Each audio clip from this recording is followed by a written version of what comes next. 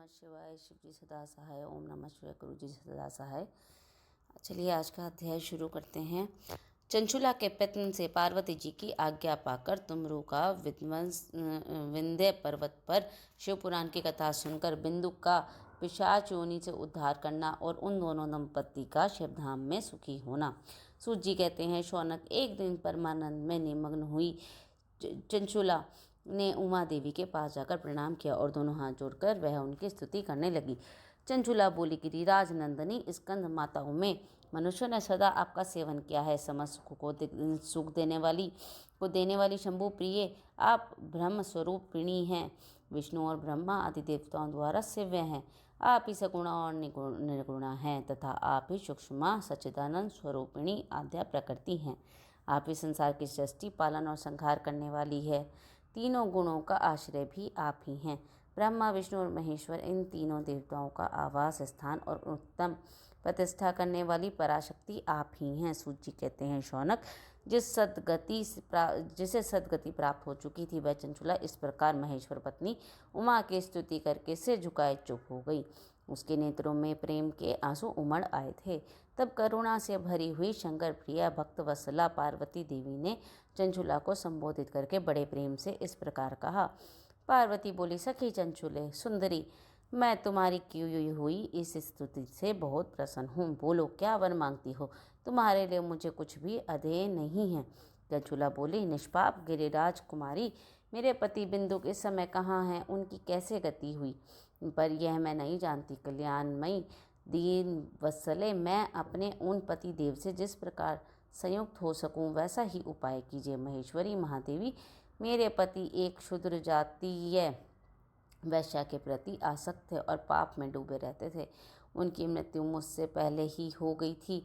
न जाने वे किस गति को प्राप्त हुए। गिरिजा बोली, बेटी, तुम्हारा बिंदुक नाम वाला पति बड़ा पापी था। उसका अंतकरण बड़ा ही दूषित था। वैश्या का उपभोग करने वाला वह मामूर मरने के बाद नरक में पड़ा। अगणित वर्षों तक नरक में नाना प्रकार के दुख भोग कर वह परमात्मा अपने शेष पाप को भोगने के लिए विंध्य पर्वत पर पिशाच हुआ है।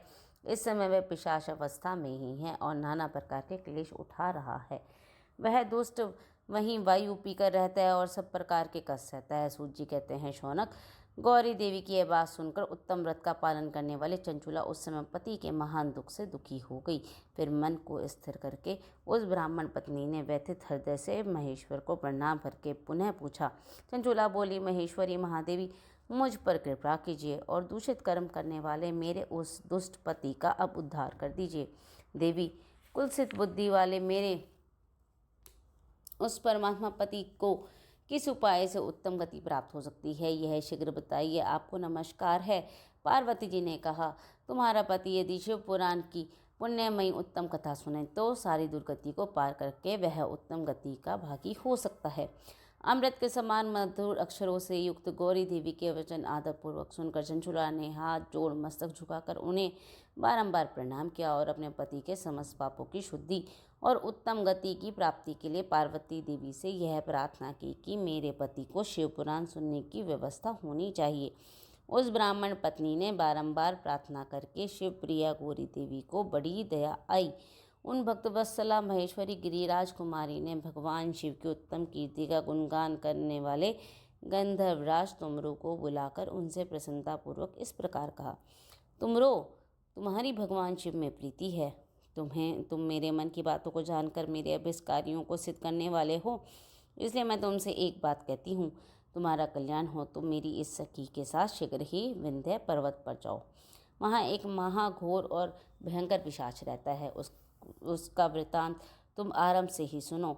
मैं तुमसे प्रसन्नतापूर्वक सब कुछ बताती हूँ। पूर्व जन्म में वह पिशाच बिंदुक नामक ब्राह्मण था।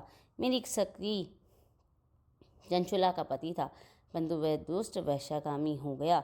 स्नान संध्या आदि नित्य कर्म छोड़कर अपवित्र रहने लगा। क्रोध के कारण उसकी बुद्धि पर मूढ़ता छा गई थी। वह कर्तव्य का विवेक नहीं कर पाता था। अभक्ष्य भक्षण, सज्जनों से द्वेष और दूषित वस्तुओं का दान लेना, यही उसका स्वाभाविक कर्म बन गया था। वह अश्रस लेकर हिंसा करता, बाएं हाथ से खाता, दीनों को सताता और क्रूरतापूर्वक पराये घरों में आग लगा देता था, चांडालों से प्रेम करता और प्रतिदिन वेश्या के संपर्क में रहता था। बड़ा दोस्त था वह पापी अपनी पत्नी का परित्याग करके दुष्टों के संग में आनंद मानता था। वह मृत्यु प्रतन दुराचार में ही फंसा रहा। फिर अंतकाल आने पर उसकी मृत्यु हो गई। वह पापियों के भोग स्थान घोर यमपुर में गया और वहाँ बहुत से नरकों का उपभोग करके वह दुष्टात्मा जीव इस समय विंध्य पर्वत पर विषाद बना हुआ है। वह दुष्ट पिशाच अपने पापों का फल भोग रहा है। तुम उसके आगे यत्नपूर्वक शिव पुराण की उस दिव्य कथा का प्रवचन करो जो परम पुण्यमयी और समस्त पापों का नाश करने वाली है। शिव पुराण की कथा का श्रवण करके उत्कृष्ट पुण्य कर्म है उससे उसका हृदय शीघ्र ही समस्त पापों से शुद्ध हो जाएगा। वह प्रेत योनियों का परित्याग कर देगा। उस दुर्गति से मुक्त होने पर बिंदुक नामक पिशाच को मेरी आज्ञा से विमान पर बैठाकर तुम भगवान शिव के समीप ले आओ।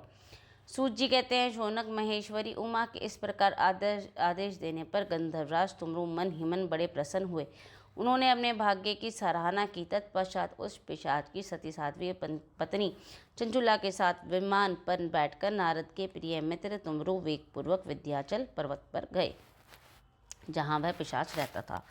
वहाँ उन्होंने पिशाच को देखा। उसका शरीर विशाल था, ठोड़ी बहुत बड़ी थी। वह कभी हंसता, कभी रोता और कभी उछलता था। उसकी आकृति बड़ी विकराल थी। भगवान शिव की उत्तम कीर्ति का गान करने वाले महाबली तुमरू ने उस अत्यंत भयंकर पिशाच को पाशों द्वारा बांध लिया। तदंतर तुमरू ने शिव पुराण की कथा बाँचने का निश्चय करके महोत्सव युक्त स्थान और मंडप आदि की रचना की। इतने में ही संपूर्ण लोगों से बड़े वेग से यह प्रचार हो गया कि देवी पार्वती की आज्ञा से एक पिशाच का उद्धार करने के उद्देश्य से शिव पुराण की उत्तम कथा सुनने के लिए तुमरू विंध्याचल पर गए हैं। फिर तो उस कथा को सुनने के लिए लोभ से बहुत से देवऋषि भी शीघ्र ही वहां जा पहुंचे। आयापूर्वक शिव पुराण सुनने के लिए आए हुए लोगों का उस पर्वत पर बड़ा अद्भुत और कल्याणकारी सम्मान जुट गया। फिर तुमरू ने उस पिशाच को पाशों से बांधकर आसन पर बैठाया और हाथ में वीणा लेकर गौरी पति की कथा का गान आरंभ किया। पहली अर्थात विंध्येश्वर संहिता से लेकर 7वीं वायु संहिता तक महात्म्य सहित शिव पुराण की कथा का उन्होंने स्पष्ट वर्णन किया। 7 संहिताओं सहित शिव पुराण का आदरपूर्वक श्रवण करके मैं सभी श्रोता पूर्णतः कृतार्थ हो गए। उस परम पुण्य में शिव पुराण को सुनकर उस पिशाच ने अपने सारे पापों को धोकर उस पैशाचिक शरीर को त्याग दिया। फिर तो शीघ्र ही उसका रूप दिव्य हो गया। अंतकांति गौरवर्ण की हो गई। शरीर पर श्वेत वस्त्र और सब प्रकार से पुरुषोचित आभूषण उसके अंगों में उदासित करने लगे। वह त्रिनेत्रधारी चंद्रशेखर रूप हो गया। इस प्रकार दिव्य देहधारी होकर श्रीमान बिंदुक अपनी प्राण वल्लभा चंचुला के साथ स्वयं भी पार्वती वल्लभ भगवान शिव का गुणगान करने लगा। उसकी स्त्री को इस प्रकार दिव्य रूप से सुशोभित देख वे सभी देवऋषि बड़े विस्मित हुए। उनका चित्त परमानंद से परिपूर्ण हो गया। भगवान महेश्वर का वह अद्भुत चरित्र सुनकर वे सभी श्रोता परम कथार्थ हो प्रसन्नतापूर्वक श्री शिव का यशोगान करते हुए अपने अपने धाम को चले गए। दिव्य रूपधारी श्रीमान बिंदुक भी सुंदर विमान पर अपनी प्रियतमा के पास बैठकर सुखपूर्वक आकाश में स्थित हो बड़ी शोभा पाने लगा। तदंतर महेश्वर के सुंदर तथा मनोहर गुणों का गान करता हुआ वह अपनी प्रियतमा तथा तुमरू के साथ शीघ्र ही शिवधाम में जा पहुंचा। वहाँ भगवान महेश्वर और पार्वती जी देवी ने प्रसन्नतापूर्वक बिंदुक का बड़ा सत्कार किया और उसे अपना पार्षद बना लिया। उसकी पत्नी चंचुला पार्वती जी की सखी हो गई। उन घनीभूत ज्योति स्वरूप परमानंद सनातन धाम में विचल निवास पाकर में दोनों दंपति परम सुखी हो गए। इस प्रकार 5वां अध्याय समाप्त। शिव पुराण में श्रवण की विधि और श्रोताओं का पालन करने योग्य नियमों का वर्णन। शौनक जी कहते हैं, महाप्राज्ञ व्यास शिष्य सूत जी, आपको नमस्कार है। आप धन्य हैं, शिव भक्तों में श्रेष्ठ हैं। आपके महान गुण वर्णन करने योग्य हैं। अब आप कल्याण में शिव पुराण के श्रवण की विधि बतलाइए, जिससे सभी श्रोताओं को संपूर्ण उत्तम फल की प्राप्ति हो सके। सूत जी ने कहा, मुनि शौनक, अब मैं तुम्हें संपूर्ण फल की प्राप्ति के लिए शिव पुराण की श्रवण की विधि बता रहा हूँ। पहले किसी ज्योतिषी को बुलाकर दान मान से संतुष्ट करके अपने सहयोगी लोगों के साथ बैठकर बिना किसी विघ्न बाधा के कथा की समाप्ति होने के उद्देश्य से शुद्ध मुहूर्त का अनुसंधान कराएं। और प्रसन्नतापूर्वक देश विदेश में स्थान स्थान पर यह संदेश भेजें कि हमारे यहाँ शिव पुराण की कथा होने वाली है।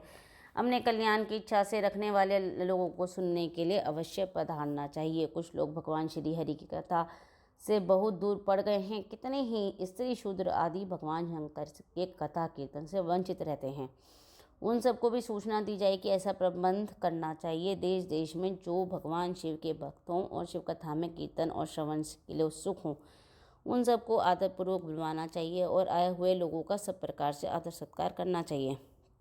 शिव मंदिर तीर्थ में, वन प्रांत में अथवा घर में शिव पुराण की कथा सुनने के लिए उत्तम स्थान का निर्माण करना चाहिए। केले के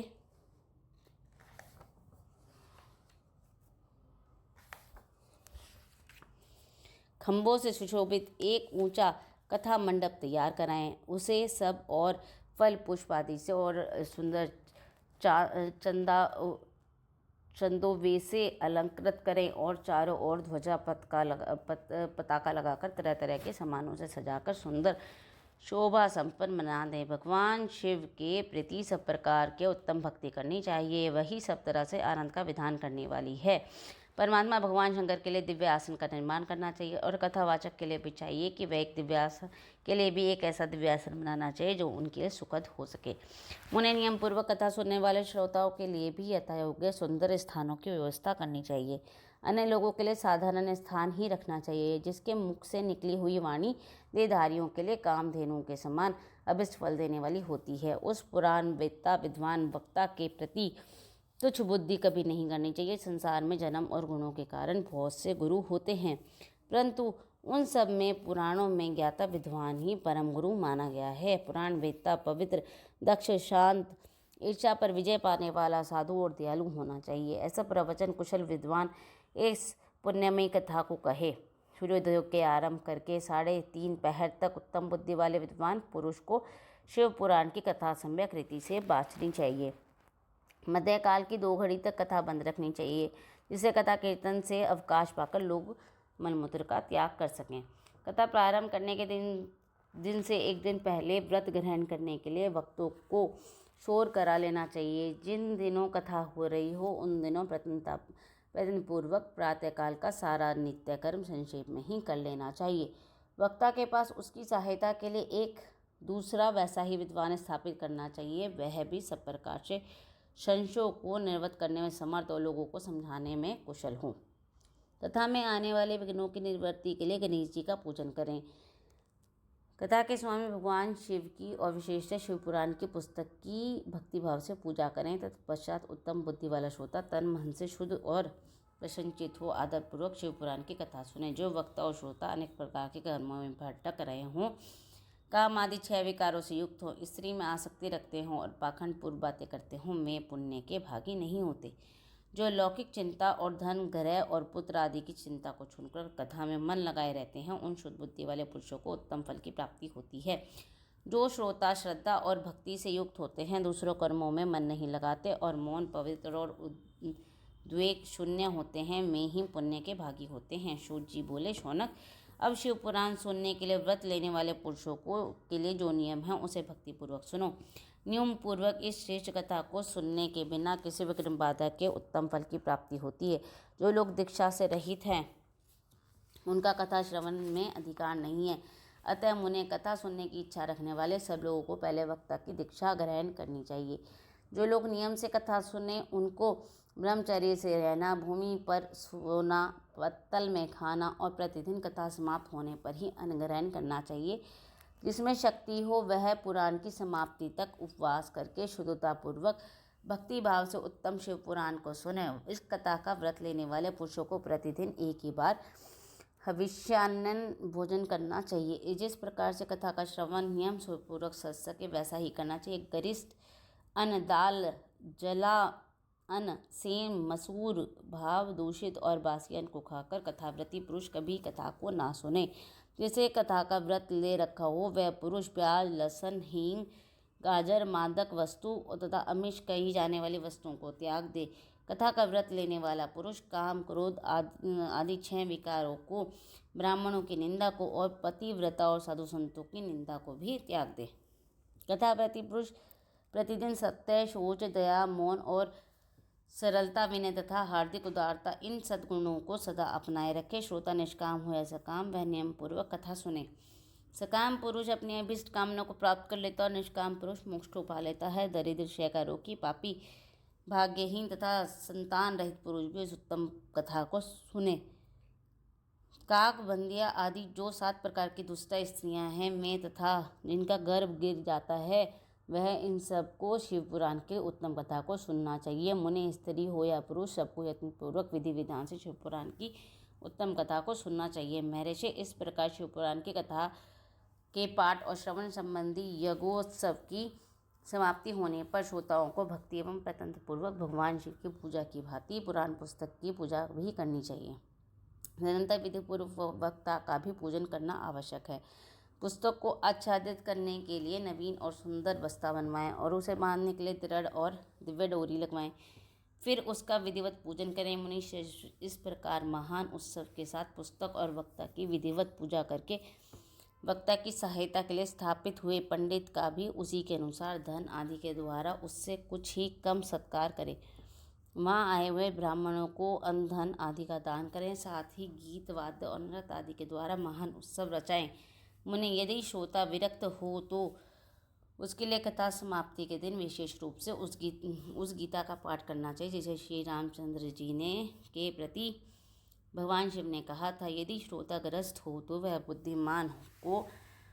उस बुद्धिमान को श्रवण कर्म की शांति के लिए शुद्ध हविष्य का होम करना चाहिए। मुने, रुद्र संहिता के प्रत्येक श्लोक द्वारा होम करना उचित है अथवा गायत्री मंत्र से होम करना चाहिए, क्योंकि वास्तव में यह पुराण गायत्री में ही है। अथवा शिव पंचाक्षर मूल मंत्र से हवन करना उचित है। होम करने की शक्ति ना हो तो विद्वान पुरुष यथाशक्ति हवनीय हविष्य का ब्राह्मण को दान करें। नून्या अतिरिक्ता रूप दोष की शांति के लिए भक्तिपूर्वक शिव सहस्त्र नाम का पाठ अथवा श्रवण करें। इससे सब कुछ सफल हो जाता है, इसमें संशय नहीं है, क्योंकि तीनों लोकों में उससे बढ़कर कोई वस्तु नहीं है। कथा श्रवण संबंधी व्रत की पूर्णतया की सिद्धि के लिए 11 ब्राह्मणों को मधु मिश्रित खीर भोजन कराएं और उन्हें दक्षिणा दें। मुनि, यदि शक्ति हो तो 3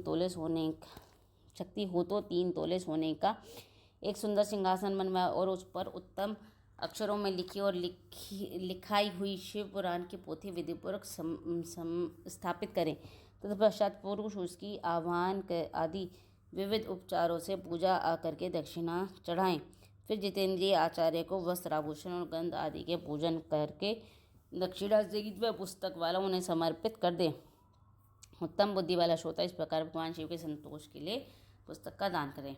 होनक, इस शिव पुराण के उस दान के प्रभाव से भगवान शिव का अनुग्रह पाकर परुष भव बंधन से मुक्त हो जाता है। इस तरह विधि विधान का पालन करने पर श्री संपन्न शिव पुराण संपूर्ण फल को देने वाला तथा भोग और मोक्ष का दाता होता है। मुने, शिव पुराण का वह सारा मातम्य जो संपूर्ण अभिष्ट को देने वाला है मैंने तुम्हें कह सुनाया। अब और क्या सुनना चाहते हो? श्रीमान शिव पुराण समस्त पुराणों के भाल का तिलक माना गया है। यह भगवान शिव को अत्यंत प्रिय, रमणीय तथा भवरोग का निवारण करने वाला है। जो सदा भगवान शिव का ध्यान करते हैं, जिसकी वाणी शिव के गुणों की स्तुति करती है और जिसके दोनों कान उसकी उत्तम कथा सुनते हैं, इस जीव जगत में उन्हीं का जन्म लेना सफल है। वे निश्चय ही संसार सागर से पार हो जाते हैं। भिन्न भिन्न प्रकार से समस्त गुण जिनके सच्चिदानंद में स्वरूप का कभी स्पर्श नहीं करते, जो अपनी महिमा से जगत के बाहर और भीतर भासमान हैं और जो मन के बाहर और भीतर वाणी एवं मनोवृत्ति रूप में प्रकाशित होते हैं, उन आनंद घन रूप परम शिव की मैं शरण लेता हूँ। ओम नमः शिवाय। शिव जी सदा सहाय। ओम नमः शिवाय। गुरु जी सदा सहाय। इस प्रकार 6वां और 7वां अध्याय समाप्त। जय गुरु जी।